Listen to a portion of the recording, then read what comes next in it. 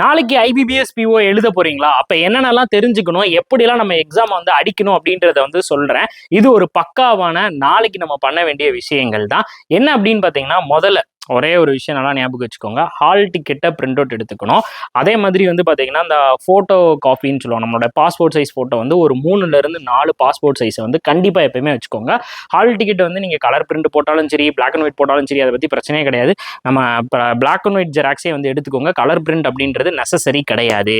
அதே மாதிரி நீங்கள் வந்து பார்த்தீங்கன்னா, ஐடி ப்ரூஃபோட ஜெராக்ஸ் வந்து வச்சிருக்கணும். அது ஆதார் கார்டாக இருக்கலாம், இல்லை உங்களுடைய பேன் கார்டாக இருக்கலாம். ஓகேங்களா? அது வந்து பார்த்தீங்கன்னா, அதில் இருக்க ஸ்பெல், உங்களுடைய நேமோட ஸ்பெல் எல்லாமே நீங்க வந்து அப்ளை பண்ணும்போது உங்க ஹால் டிக்கெட்ல இருக்கு பாத்தீங்களா, அதுக்கு வந்து மேட்ச் ஆகணும். அதே மாதிரி இருக்கக்கூடிய ஐடி ப்ரூஃபோட ஒரிஜினலையும் கொண்டு போங்க, அதோட ஜெராக்ஸையும் வந்து கொண்டு போய்க்கோங்க. சரிங்களா?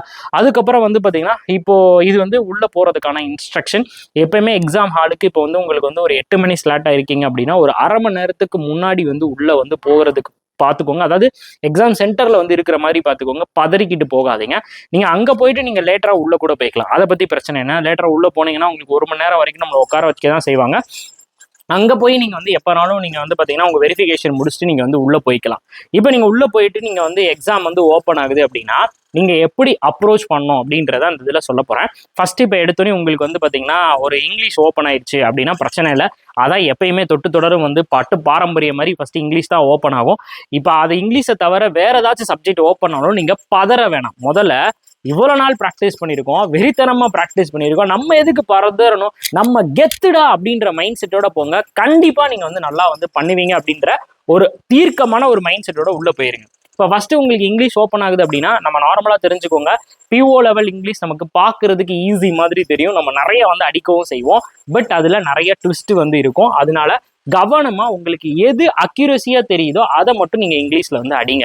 தென் மேக்ஸ் அப்படின்னும் போது மேக்ஸ்ல சிம்பிளிஃபிகேஷன் வராமல் இருக்கலாம். அப்படி வராமல் இருந்துச்சுன்னா கவலையப்படாதீங்க.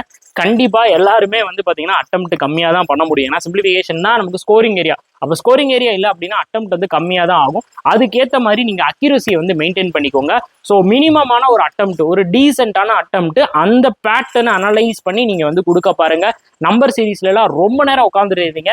இன்னொன்று சொல்கிறேன், நல்லா கவனிச்சுக்கோங்க. டிஐ வந்து எடுக்கிறீங்க அப்படின்னா பாயிண்ட் நோட் பண்ணி நான் வந்து நடத்துறேன்ல, அந்த மாதிரி நீங்கள் பாயிண்ட் நோட் பண்ணி டிஐ வந்து அப்ரோச் பண்ணுங்க. அதுதான் ஒரு பெஸ்ட் அப்ரோச்சாக வந்து இருக்கும். இப்போ ஒரு தடவை ஒரு சம் சால்வ் பண்ணி வரல அப்படின்னா திரும்ப திரும்ப அதே சம்மை சால்வ் பண்ணிட்டு டைமை மட்டும் வேஸ்ட் பண்ணிடாதீங்க. ஸ்கிப் பண்ணிட்டு அந்த கொஸ்டின் வந்து ஒரு மார்க் மட்டும் பண்ணிட்டு நீங்க அடுத்த கொஸ்டின் மூவ் பண்ணுங்க. நெக்ஸ்ட் கொஸ்டின் மூவ் பண்ணி உங்களால வேகமா எதெல்லாம் சால்வ் பண்ண முடியுதோ அதெல்லாம் சால்வ் பண்ணிட்டு அதுக்கப்புறம் உங்களுக்கு ஒரு டவுட்டடா உங்களுக்கு ஆன்சர் வராம இருந்துச்சுல, அதை நீங்க லாஸ்டா வந்து எடுத்தீங்க அப்படின்னா உங்களுக்கு அட்டெம்ப்ட் கூடும். அட்டெம்ப்ட் கம்மி ஆகிறதுக்கான சான்ஸே கிடையாது. ஒரே கொஸ்டினை திரும்ப திரும்ப பண்ணீங்கன்னா கண்டிப்பான முறையில் அட்டெம்ப்ட் கம்மியாயிரும். தப்பை மட்டும் தயவு செஞ்சு பண்ணாதீங்க. சரியா? அதே மாதிரி ரீசனிங் வந்துட்டீங்க அப்படின்னா பசில்ஸ் இருக்கும். செலக்டடா பஸ்ஸில் வந்து செலக்ட் பண்ணுங்க. ஒரு வேரியபிள், அதாவது வேரியபிள் இல்லாத பஸ்ஸில் முதல்ல செலக்ட் பண்ணி போடுங்க. அதுக்கப்புறம் ஒன் வேரியபிள் வரக்கூடிய பஸ்ஸில் வந்து போடுங்க. அதுக்கப்புறம் சர்டைன் நம்பர் ஆஃப் வந்து போடுங்க. இந்த 2 வேரியபிள்லாம் வந்துச்சு அப்படின்னா அதை லாஸ்ட்டாக வந்து வச்சுக்கோங்க. மிஸ்செலனிஸ் பேர் டெஸ்ட்டுக்கு வந்து நான் ஒரு ட்ரிக்லாம் நடத்திட்டு இருக்கேன்ல, அந்த ட்ரிக்கை நீங்கள் வந்து ஃபாலோ பண்ணுங்க. அது ரொம்ப ரொம்ப ஹெல்ப்ஃபுல்லாக இருக்கும். ரீசனிங்காக ஒரு டீசென்ட் அட்டெம்ப்டும், ஒரு மேக்ஸில் வந்து ஒரு ஆவரேஜ் அட்டெம்ப்டும், இங்கிலீஷில் வந்து அக்யூரேட்டான அட்டெம்ப்டையும் நீங்கள் வந்து மெயின்டைன் பண்ணிடுங்க. மற்றபடி வந்து பார்த்தீங்கன்னா நீங்கள் வந்து எக்ஸாம் சென்டருக்குள்ளே போகிறது இதுதான் ஒரு இன்ஸ்ட்ரக்ஷன். ஒரு அரை மணி நேரத்துக்கு முன்னாடி போய்க்கணும். எப்படி அட்டன் பண்ணணுன்றதையும் சொல்லிட்டேன்.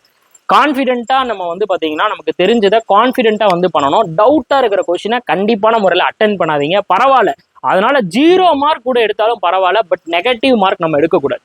0 மார்க், 0 இஸ் கிரேட்டர் தென் -0.25. அதை நல்லா ஞாபகம் வச்சுக்கணும். நமக்கு 0 மார்க் கூட வந்துட்டு போகுது, ஆனால் நெகட்டிவ் மார்க் மட்டும் வரக்கூடாது அப்படின்ற மைண்ட் செட்டை மட்டும் வச்சுக்கோங்க. அக்யூரஸியாக அடிக்கணும் அப்படின்ற ஒரு தாட்டோட போய் அடிங்க. இன்னொரு வந்து பார்த்தீங்கன்னா கான்ஃபிடென்ட்டாக நம்ம வந்து இருந்தாலே போதும். நம்ம பண்ணுற விஷயங்கள் எல்லாமே கான்ஃபிடென்ட் ஆகும். நம்ம விஷயத்தை நம்ம ஒழுங்காக பண்ணாலே போதும். அதை பார்க்குற எல்லாருக்குமே ஒரு கான்ஃபிடென்ட் வரும். ஓகே, இவன் நல்லா கான்ஃபிடென்ட்டாக பண்ணுறான்ப்பா, அப்போ இவனை பார்த்து நம்ம கான்ஃபிடென்ட்டாக பண்ணணும் அப்படின்ற மாதிரி ஒரு தாட்டையும் நம்ம வந்து உருவாக்கக்கூடிய ஒரு மனிதனாக நம்ம வந்து வாழணுன்றதை மட்டும் நல்லா ஞாபகம் வச்சுக்கோங்க.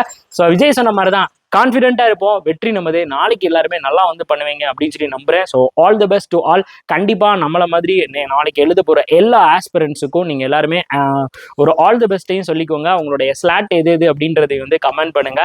இன்னொரு முக்கியமான விஷயம் என்ன அப்படின்னு பார்த்தீங்கன்னா, நாளைக்கு வந்து நான் வந்து ரிவ்யூ எடுக்க எக்ஸாம் சென்டர் வருவேன். ஸோ என்கிட்ட வந்து பேசுற எல்லாரோட நம்பரையும் நான் வந்து வாங்கி வச்சு உங்களுக்கான ஒரு ஸ்பெஷலான ஒரு விஷயங்களையும் வந்து பண்ண போறேன். அதனால கண்டிப்பா நாளைக்கு எக்ஸாம் சென்டர் வந்து வந்தீங்க அப்படின்னா என்னை வந்து பார்த்து பேசுங்க. உங்களுக்கு உங்களுக்கான ஒரு சூப்பர் இனிஷியேட்டிவ்க்கான ஒரு ஹிண்ட்டும் சரியான ஒரு ஆஃபரும் நான் உங்களுக்கு வந்து பண்ணிடுறேன். அதை மறந்துடாதீங்க. இது இந்த வீடியோ மூலம் நான் வந்து பதிவு பண்ணிக்கிறேன். ஸோ டாடா பாய். நீங்க எந்த காலேஜ் வந்து போறீங்க, எந்த ஸ்லாட் அப்படின்றத கமெண்ட் பண்ணிருங்க. டாடா பாய்.